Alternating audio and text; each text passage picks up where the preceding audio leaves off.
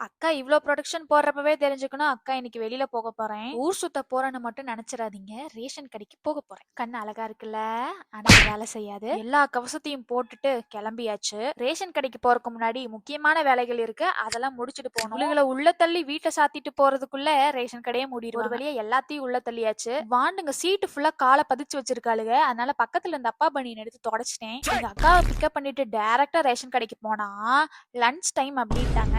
அதனால டிமார்ட்டுக்கு வண்டி விட்டுட்டு ஒரு மணி நேரம் குளிர்காத்து வாங்கிட்டு வரலான்னு போனோம். சும்மா வரக்கூடாது அப்படின்னு சொல்லிட்டு இந்த 3 பொருளை மட்டும் வாங்கிட்டு வந்தோம். அப்பவும் ஒரு 15 மினிட்ஸ் டைம் இருந்தனால பக்கத்துல இருந்த பொட்டி கடையில போய் இந்த ஜெல்லியை வாங்கி சாப்பிட்டு இருந்தோம். ஒரே பிரிங் பேக் மெமரிஸ் தான். ஒரு வழியா ரேஷன்ல பொருள் எல்லாம் வாங்கிட்டு மூட்டை கட்டிட்டு கிளம்பியாச்சு.